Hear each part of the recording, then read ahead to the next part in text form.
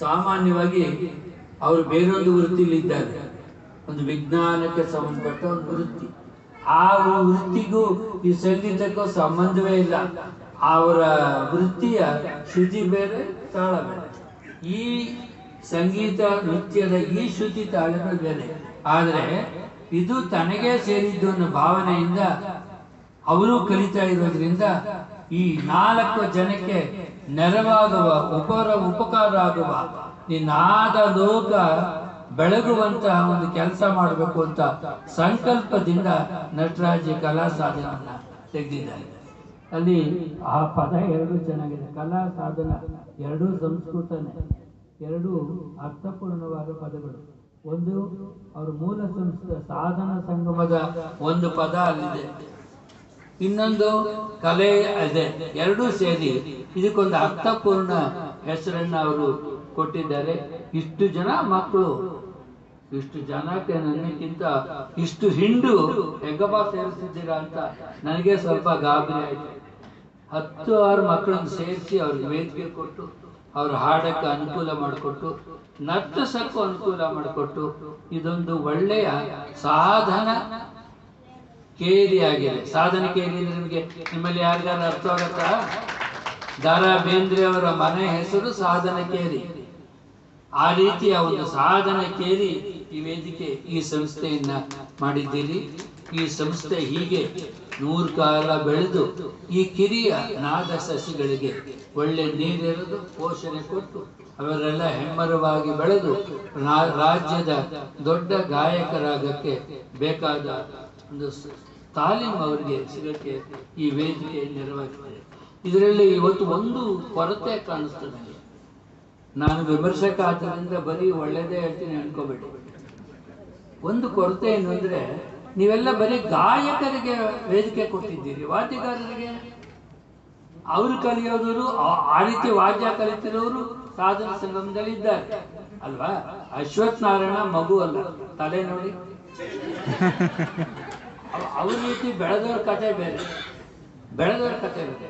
ಈ ವಾದ್ಯ ಯಾರು ಕಲಿತಾ ಇದ್ದಾರೆ ಅವ್ರಿಗೂ ಅವಕಾಶ ಕೊಡಬೇಕು. ಅದಕ್ಕೇನ್ ಮಾಡಿ, ಇದೇ ಮಕ್ಕಳ ಕೈಲಿ ಹಾಡಿಸಿ ಅದೇ ರೀತಿ ಕಲಿತಿರುವ ವಾದ್ಯಗಾರನ ಬಿಡಿ. ಅವ್ರ ತಾಳ ತಪ್ಪೋದು, 7 ಅಕ್ಷರ 8 ಅಕ್ಷರ ಮಾಡ್ಬೋದು, ಸಮಾನ ವಿಶ್ರಮ ಮಾಡ್ಬೋದು, ಅವೆಲ್ಲ ಎಲ್ಲರೂ ನಡೆಯುತ್ತೆ. ಇವಾಗ ಹಾಡಿದವರು ಅದು ಮಾತಿದೆ, ಹಂಗೆ ಕಲಿತಾರಲ್ಲ. ಕಲೀಲಿ ಅನ್ನಕ್ಕೆ ಈ ವೇದಿಕೆ ಮಾಡಿರೋದು. ಅದರಿಂದ ಲೈವ್ ಆರ್ಕೆಸ್ಟ್ರಾ ಕೆಲವ್ರಿಗಾದ್ರೂ, ಎಲ್ಲರಿಗೂ ಆಗದೆ ಇರ್ಬೋದು, ಅದು ಅಭ್ಯಾಸ ಅನುಭವ ಬೇಕು.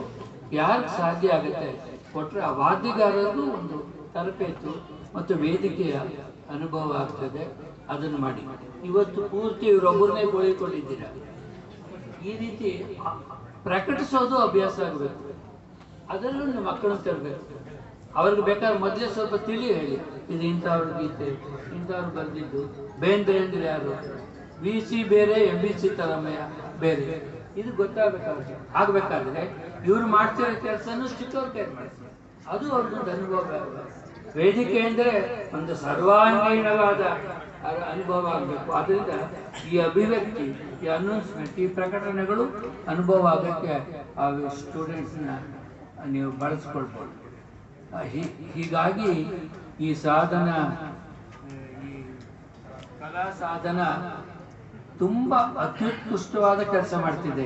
ಬೇರೆ ಆರ್ಗನೈಸರ್ಸ್ ಎಲ್ಲ ದೊಡ್ಡ ಹೆಸರಾಂತ ಸೆಲೆಬ್ರಿಟೀಸ್ ಇಲ್ಲಿ ಹೋಗ್ತಿದ್ರೆ, ನಮ್ಮ ನಟರಾಜ್ ಅವ್ರನ್ನೆಲ್ಲ ಕೈ ಬಿಟ್ಟು ಬೀಜವಾಗಿ ಮೊಳಕೆ ಹೊಡೆಯುತ್ತಿರುವ, ಇವಾಗ ಸಸಿ ಇರುವ ಈ ನಾದ ಸಸಿಗಳಿಂದ ಹೋಗಿದ್ದಾರಲ್ಲ, ಇದಕ್ಕೆ ಚಪ್ಪಾಳೆ ಹೊಡಿಬೇಡ್ವಾ? ಇದು ಯಾರೂ ಮಾಡೋದ ಬಹಳ ದೊಡ್ಡ ಸಾಧನೆ ಕೆಲಸ. ಹೆಸರಿಗೆ ಹೋಗೋದು ಅಥವಾ ಕೀರ್ತಿಯ ಹಿಂದೆ ಹೋಗೋದು ಬೇರೆ. ಆದರೆ ಹೆಸರು ಮಾಡಕ್ಕೆ ಬೇಕಾದ ಒಂದು ಪ್ರೋತ್ಸಾಹವನ್ನು ಕೊಡೋದು ಅದು ಬೇರೆ. ಆ ಕೆಲಸವನ್ನ ನಟರಾಜ್ ಮಾಡ್ತಾ ಇದ್ದಾರೆ. ವಾಗ್ದೇವಿ ನಟರಾಜ್ಗೆ ಈ ಸಂಸ್ಥೆಯನ್ನ ಮುಂದುವರ್ಸಕ್ಕೆ ಬೇಕಾದ ಎಲ್ಲ ಅನುಕೂಲಗಳನ್ನು ಕೊಡ್ಲಿ. ನೀವೆಲ್ಲ ವಿದ್ಯಾರ್ಥಿನಿಯರು, ಪೋಷಕರು ಅವರಿಗೆ ಬೇಕಾದ ಬೆಂಬಲವನ್ನು ಕೊಡಿ, ಜೊತೆಗೆ ನಿಲ್ಲಿ. ಅವರ ಜೊತೆಯಲ್ಲಿ ಹೆಜ್ಜೆ ಹಾಕಿ ಈ ನಾದ ಹೆಜ್ಜೆ ನಿರಂತರವಾಗಿ ಸಾಗುವಂತೆ ಎಲ್ಲ ಅನುಗ್ರಹವನ್ನ ವಾಗ್ದೇವಿ ಮಾಡಲಿ ಅಂತ ಕೇಳ್ಕೊಂಡು, ಇವತ್ತು ಒಂದು ಶನಿವಾರದ ಸಂಜೆಯನ್ನ ಇಷ್ಟು ಜನ ಭಾವಿ ಕಲಾವಿದರ ಜೊತೆ ಕಳೆಯೋಕ್ಕೆ ಅವಕಾಶ ಕೊಟ್ಟರಲ್ಲ, ಇದಕ್ಕಾಗಿ ನಟರಾಜ್ಗೆ, ಅಶೋಕ್ ನಾರಾಯಣ ಮುಂತಾದವ್ರಿಗೆ ನಾನು ವಂದನೆಗಳನ್ನು ಸಲ್ಲಿಸಿ ನನ್ನ ಮಾತು ಮುಗಿಸ್ತೇನೆ. ಧನ್ಯವಾದಗಳು ಶ್ರೀಯುತ ಮೈಸೂರು ವಿ ಸುಬ್ರಹ್ಮಣ್ಯಂ ಅವರಿಗೆ. ಬಹಳ ಅದ್ಭುತವಾದಂತಹ ಹಿತವಚನಗಳನ್ನ ಹೇಳಿದ್ರು. ಅವರೊಬ್ಬ ವಿಮರ್ಶಕರಾಗಿರೋದ್ರಿಂದ ಬಹಳ ಸೊಗಸಾಗಿ ವಿಮರ್ಶೆಯನ್ನು ಮಾಡಿದ್ರು. ನಮಗೆಲ್ಲ ಹಿತವಚನ ಹೇಳಿ ಮುಂದೆ ಹೇಗೆ ನಡ್ಕೋಬೇಕು ಅಂತ ನಿಮ್ಮ ಈ ಒಂದು ಸಲಹೆಗೆ ನಮ್ಮ ಕಲಾ ಸಾಧನ ತಂಡದ ಧನ್ಯವಾದಗಳನ್ನ ಹೇಳ್ತಾ, ತಾವು ಕೊಟ್ಟಂತ ಸಲಹೆಗಳನ್ನ ಮುಂದಿನ ದಿನಗಳಲ್ಲಿ ನಾವು ಪರಿಗಣಿಸ್ತೀವಿ. ಮತ್ತೆ ಹಲವಾರು ಕಲಾವಿದರಿಗೆ ನಮ್ಮ ವೇದಿಕೆಯನ್ನು ಕಲ್ಪಿಸ್ಕೊಡೋದಕ್ಕೆ ಪ್ರಯತ್ನ ಪಡ್ತೀವಿ ಅಂತ ಹೇಳ್ತಾ, ನಮ್ಮ ಒಂದು ಕಲಾ ಸಾಧನ ತಂಡದ ಒಂದು ಗೌರವವನ್ನು ಸ್ವೀಕರಿಸಬೇಕು ಅಂತ ಹೇಳ್ಬಿಟ್ಟು ಶ್ರೀಯುತರಲ್ಲಿ ಮನವಿ ಮಾಡ್ತೀನಿ.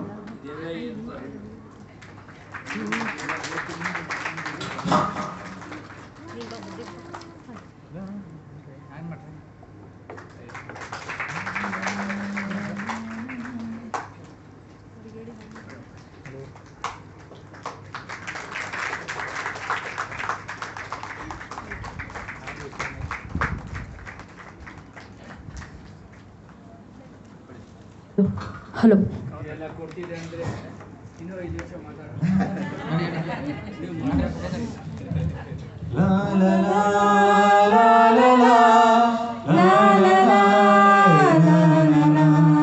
ಕೂಗುವ ಕೋಗಿಲೆ ಅರಸಿತು ಮಾಮರ, ಸರಿಗಮಾದನಿಯಲಿ